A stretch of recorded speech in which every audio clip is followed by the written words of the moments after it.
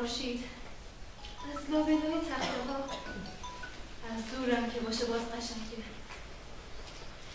همه چیز تاریک و گنگه. اونا همه جا هستن. این جنگ لعنتی همه زندگیمو خراب کرده. دختر قشنگ من، از آروم بمونم و صبر کنم. شاید نیروهای ما بتونن اینجا رو پس بگیرن، منم بتونم بیرون بیام. آره، اما تو اون موقع مجبورم که قایم بشم.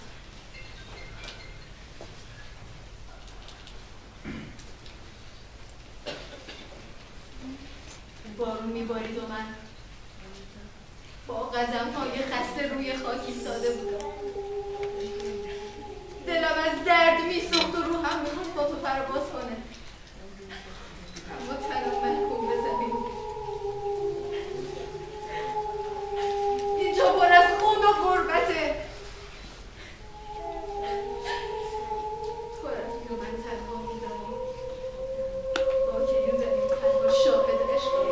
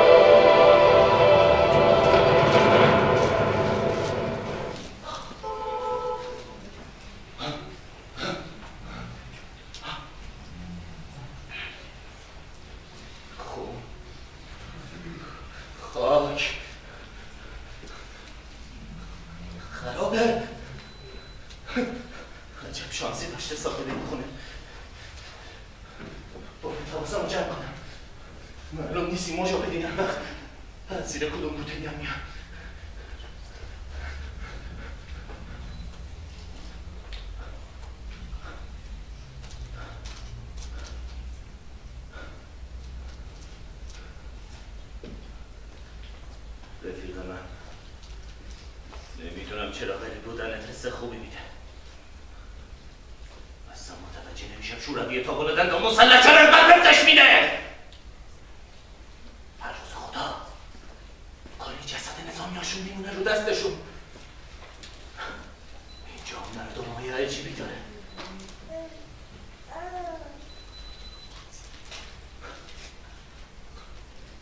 اما این بمبارا، این همه خرابی،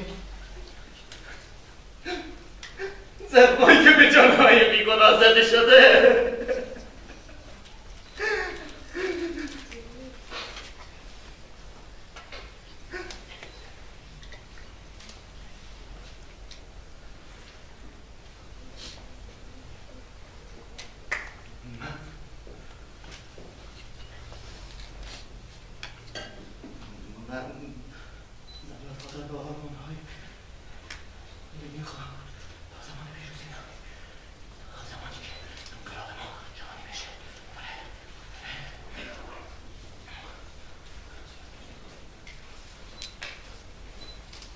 یودی چقدر تنگ شده به زودی جنگ لعنتی تموم میشه.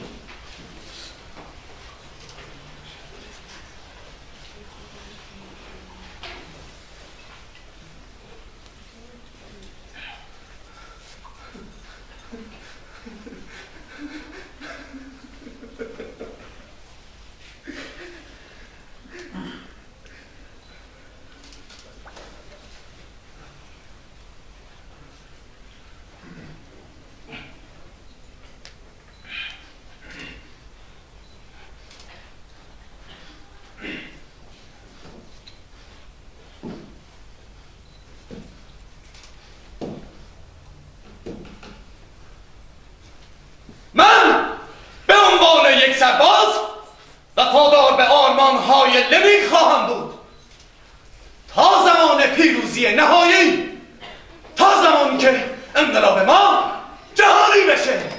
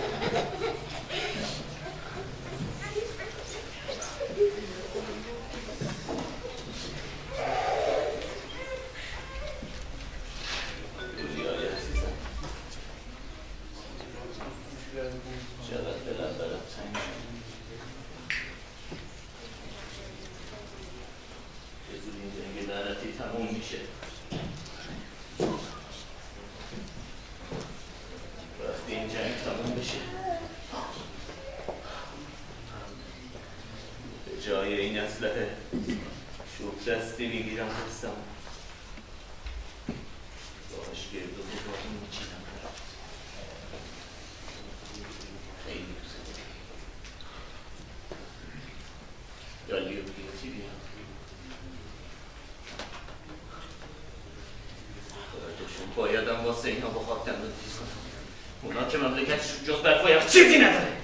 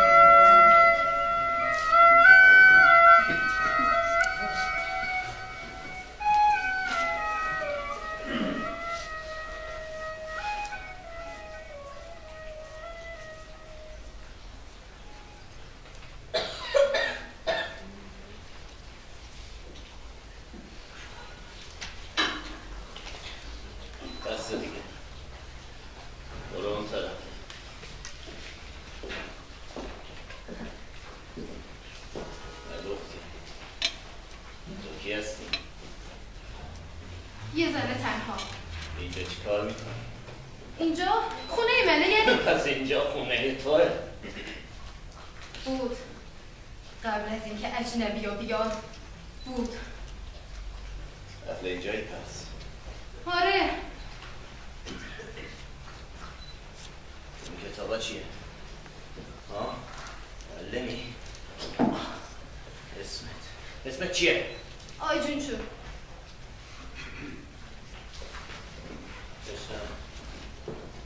بابام کش شده. آب بخوام. باید از چه آب بکشیم؟ تو حیاته. بایستا!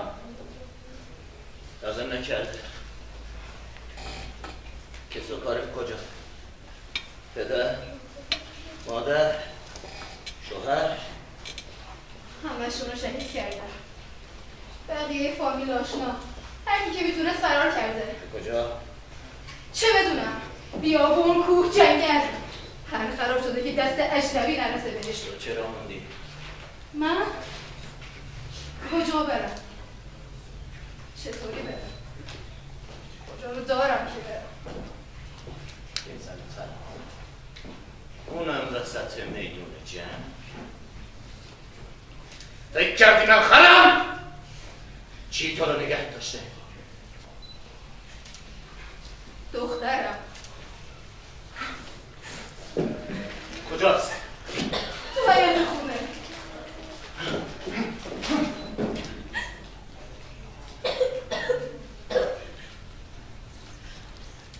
وقتی داشتم میومدم همه جا رو دقت گشتم. کسی بیرون نبود. کجا قایم شده؟ کنار چاه آب. زیر خاک. دفنش کردم. خودم تنهایی. پس مرده؟ شهید شد.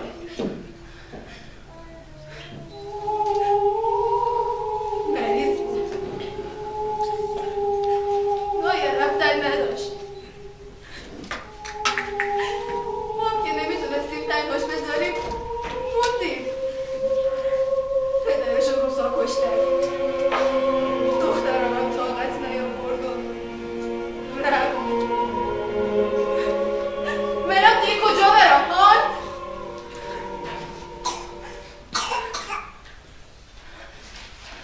ازم قول گرفته هیچ وقت تنهاش نذارم. تو اینجا چی کار میکنی؟ گفتم که اسلحه دست منه و من که سوال میپرسم. مجاهدی؟ سربازی؟ به تو ربطی نداره. اسلحه نونواری داری؟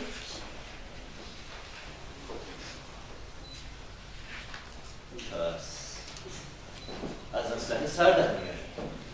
مجاهدای او یا اسلحه ندارن یا که گرم دارن اینجوری نیست. تو هر سه تا شلیک بار گیر میکنه. از کجا گیرش آوردی؟ این اسلحه خودمه. اسلحه سرباز رفیقشه، ناموسشه. پس سربازی؟ از مجاهدای ایرانی هستی یا بنی توران؟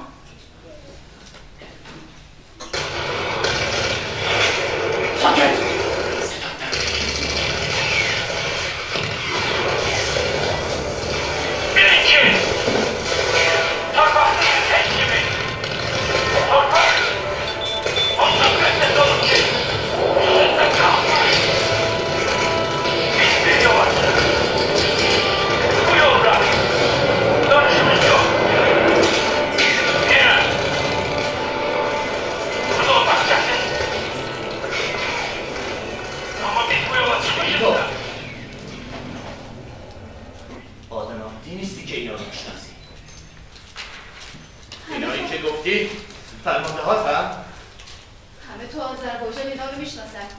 یعنی تو نمیشناسی؟ اصلا ما ببینم چرا مثل اجنبی ها حرف میزنی؟ مأموریتت چیه؟ زنده بمونم و زندگی کنم. پس تعلیم دیدی؟ تعلیم که نه، ولی انگار پوستم کلوفته که تا حالا نبردم. کجا تعلیم دیدی؟ تو همی خراب شده که توشی. فلسفه بافی نکن! من فقط قلوب بافی بلدم.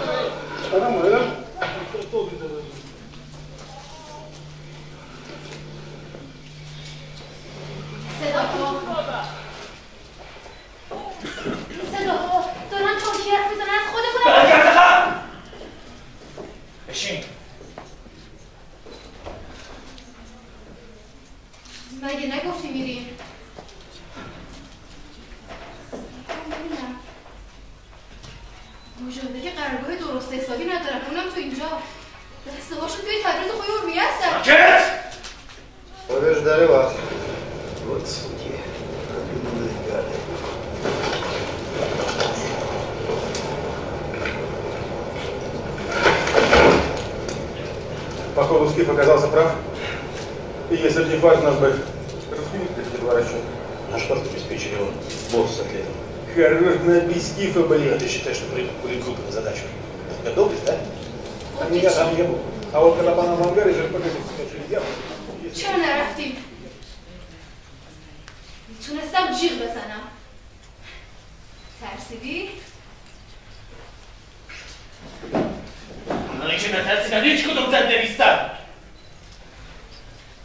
من که دلیلی برای ترسیدن ندارم.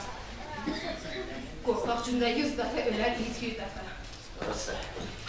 ترسو 100 بار میمیره و مرد یه بار. اما اون یه بار واقعا میمیره. تاریخ اسم هیچ سربازی رو به خاطر نداره. اونایی که مثل گوسفند قربونی سلاخی میشن همه یاد بودای افتخارتن. رسیده اون ترسوهایی میشه که پشت میز نشستن. تو هم ترکیب دادی پشت میز نشین باشی؟ پس اینجا چیکار میکنی؟ اونجور که مشخصه اینجا هم زیاد دوام نمیاره تا غروب سقوط میکنه. کسی نیست که جلوشون وایسه. آخه اگه عباس میرزای قاجار زنده بود کسی چه میدونه؟ شاید این برامون بهتره. مملکت دست اجنبی بیفته بهتره؟ جنگیری ها اشغال نکنن که انگلیسی ها اشغال میکنن. با نوکرای هندیشون. جنگ ما نیست. جنگ تقسیم مملکت به دست 2 تا دولت بزرگه. اگه جنگ تو نیست چرا اسلحه دست میده؟ مگه تو از ما نیستی؟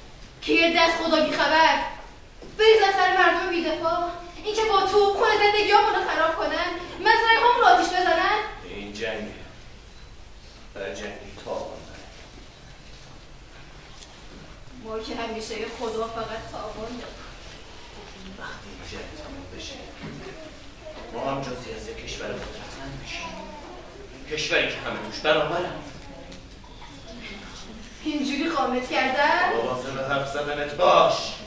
چه حسی داری وقتی میبینی هموطنات زیر آتیش توپالت و پار میشن؟ هان؟ مادرت، خواهرت، خانواده خودت هم جز همین مردمن. اجنبی که بیاد براش فرقی نداره تو چی فکر می‌کنی؟ من هر کاری که کردم به خاطر کل نسل بشر بود و بس. پدرت خودت دست اجنبی بشی یا مادرت؟ تو از خانواده من هیچی نمیدونی. لازم نیست چیزی بدونم. دارم میبینم. بذار واضح مشخص بهت بگم. شماها تو ایران زیر سلطه نظام استبدادی و سرمایه‌داری هستید. هنوز که هنوزه خانها و اربابا هر فرقت رو میزنن.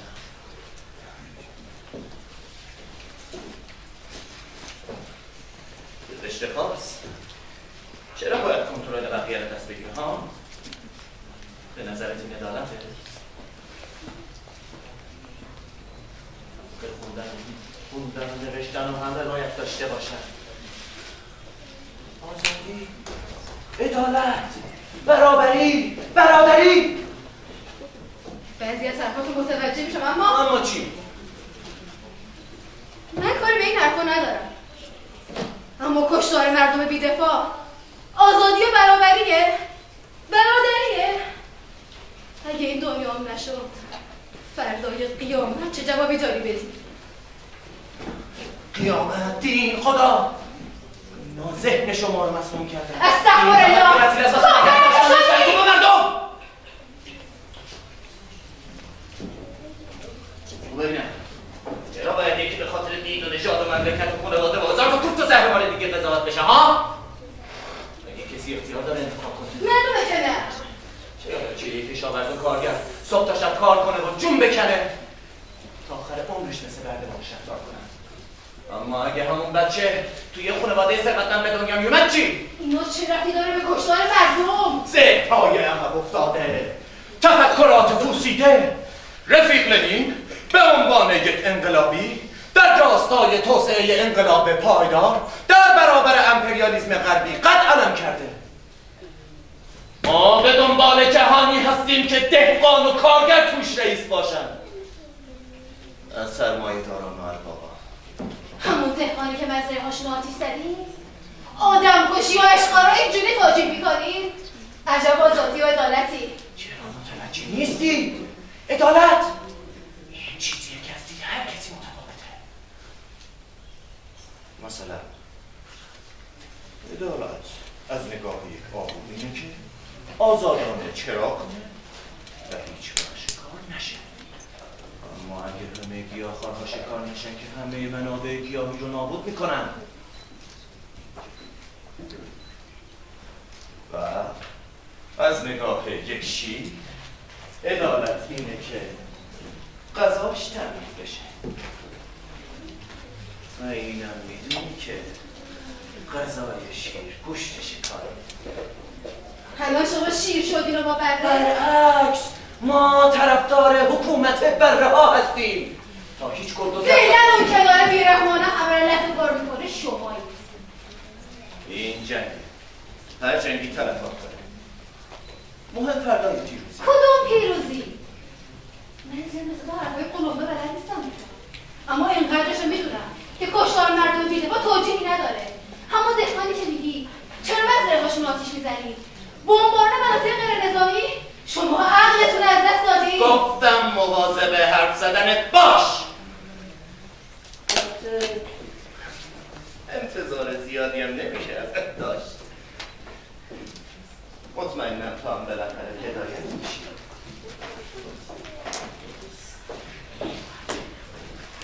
بالاخره دارم میرسم. تا قرارگاه فاصله زیادی باید جون داشته باشی تا راه بری. میخوای منو بدی دست اجنبی ها؟ قانون اینجوریه با دستور اکید فرمانده. وطن که برات معنی نداره. لااقل ناموس که میفهمی چیه؟ هر کسی که بخواد در برابر نظم نوین قد خلاف کنه رو باید هدایت کنه. من هدفی جز پیشبرد اهداف انقلابی که شروع کردیم ندارم. بعد جنگ هم با یولیای عزیزم در یکی از بهترین نقاط مسکو زندگی آروم میخواهم خیال تو اینجوری توجیه میکنی؟ اسمش یولیاست؟ اونم مثل من یک انقلابی وفادار از وقت بدی امیدوارم هر چیزی از پیدا کنم میدونی دیگه هیچی نمیتونه ناراحتم کنه چون تمام اتفاقایی بده که فکر کنی میتونی تصور کنی بدترش سرم باشه اما مطمئنم که خدا جزاشونو میده خدا فقط درون آدماست یعنی یه روز خوب میاد به جنگ ما برا همینه که به زور مردم بیگناه رو بکشی و اسیر کنی و ببری همونجا که گفتی از من بگیرم لاغر بذار تو خاک خودم بگیرم اگه بدونم که قرار بیافتم دستش چی؟ خودتو میکشی؟ بهتر از اسارت و رفتار به اونجایی که تو گفتی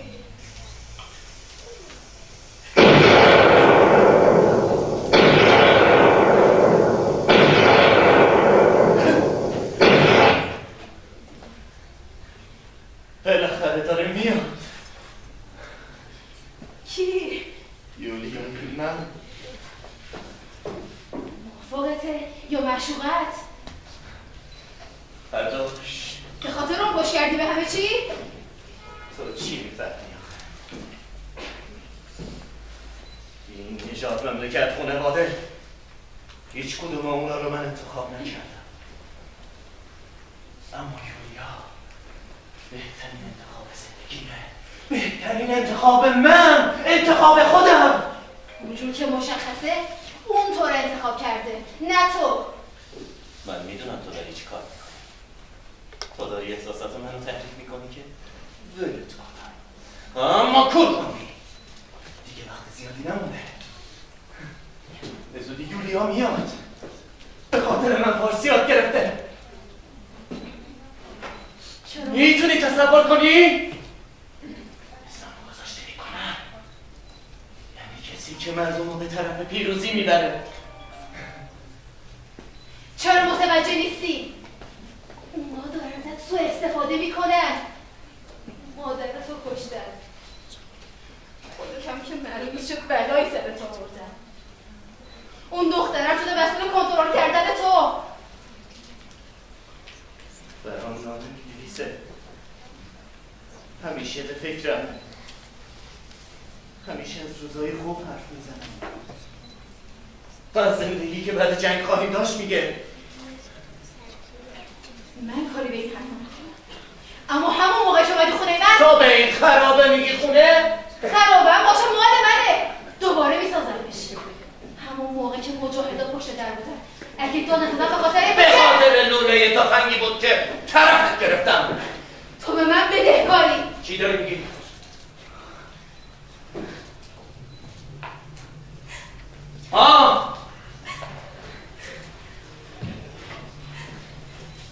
من مثل اجنبی رو نداشت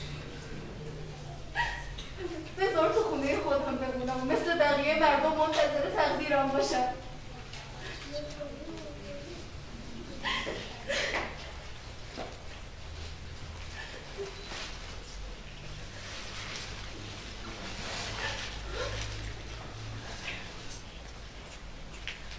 من میخوام تو هم مثل من نور حقیقت رو ببینی به کمال برسی ده مشکل همینجاست توی که داری از آزادی حرف میزنی الان به زور اسلحه میخوای من اسیر کنی و بدی دست اجنبی و مگه با زور اسلحه میشه یکی آره که تایتن داره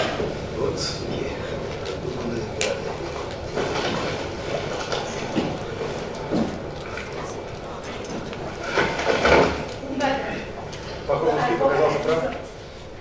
Если бы не факт, нас бы... اگه شرف و ناموس میفهمی چی نظر بیفتم دستشون Ты считаешь, что ты задача? Готов? А меня там нету. А вот خودشو تسلیم کنه تو از خودشونی نظر بیفتم دستشون به فاطمه زهرا قسم اگه منو بدی از چون خودم میکشم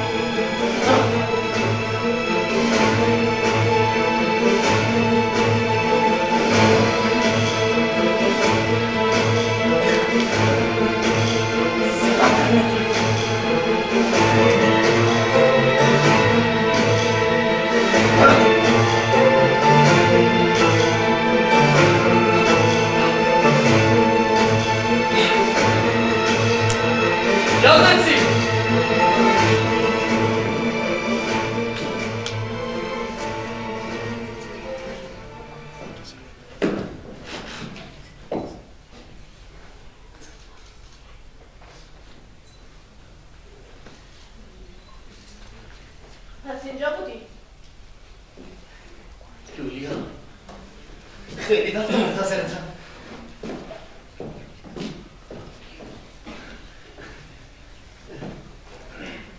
تیر خوردم.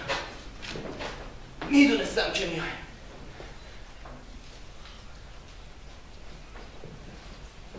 معلومه که میام. الان حالت خوبه؟ زخممو بستم اما خون زیادی ازم رفته. بقیه کجا؟ اطراف رو کنترل میکنم.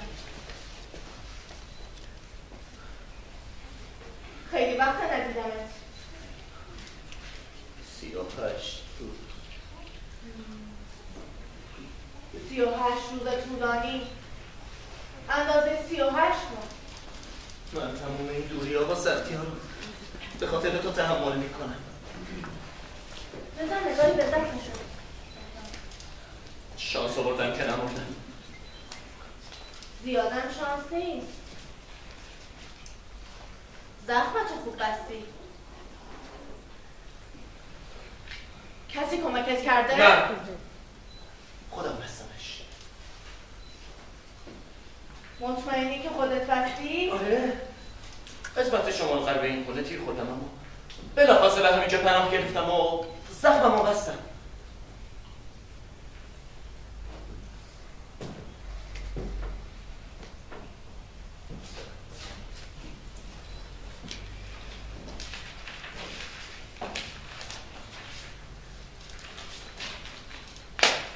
عجیبه. هیچ جا اثری از خون نیست.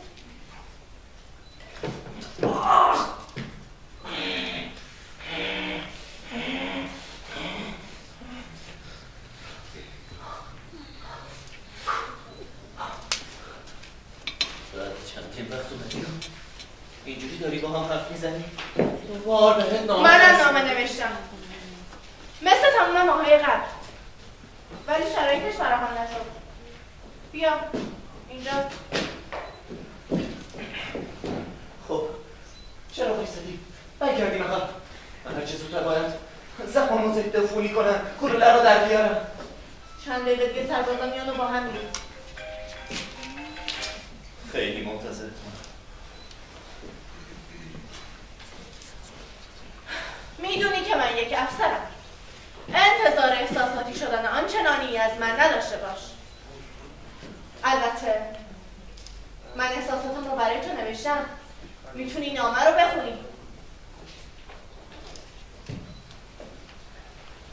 چقدر تلفات دادی؟ چی؟ تلفات؟ هیچی.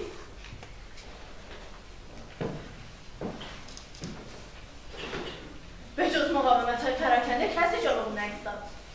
وقتی اسلحه با توپ داری، اونم در مقابل مردمی که داس و بیل دستشه، تلفات معنی نداره.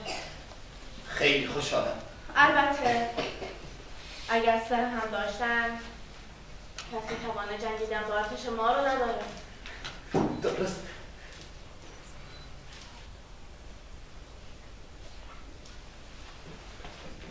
قسمت نازخمه که خودت بستی؟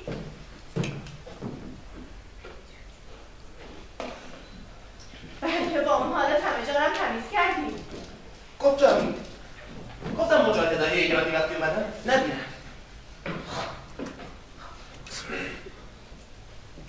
اینقدر زمان از آن روزی که با هم دیدار کردیم سپری شده که نمیتوانم تصور کنم. تو در حال حاضر دور از من هستی و میدانم که برای تو سخت است. نیکولای، به غیر تو کس دیگه هم اینجا بود؟ نه، اما این را هم میدانم که تو چقدر قوی و شجاعی که با خطراتی که در جبهه با آنها مواجهی جلو شوی. مطمئنی که کس دیگه هم اینجا نبود؟ تو همیشه در فکر و دعاهای من هستی. دوستت دارم دیمیتری من.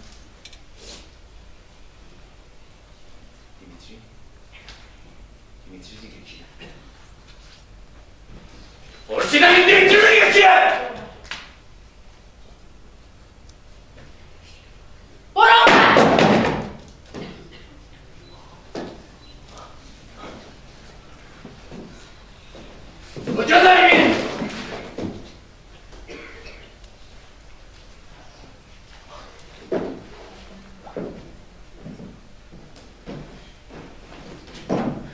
دستتو ببر بالا. آروم برو طرف. برو! بشین! کاریش نداشته باش. اون فقط یه زن تنهاست. پس اصلا درست بود. این خواهشنامه است. نامه ها برای کیه؟ سرگی عزیز، دوستان جولیا. نیکولای. ایوان عزیز، دوستان جولیا. نیکولای! ولادیمیر عزیز، دوستان جولیا. برو دستاشو ببر. نیروهای دیگه شو بشین! کاریش نداشته باش. اون فقط یه زن تنهاست. کنی. ببین که این کار چیه؟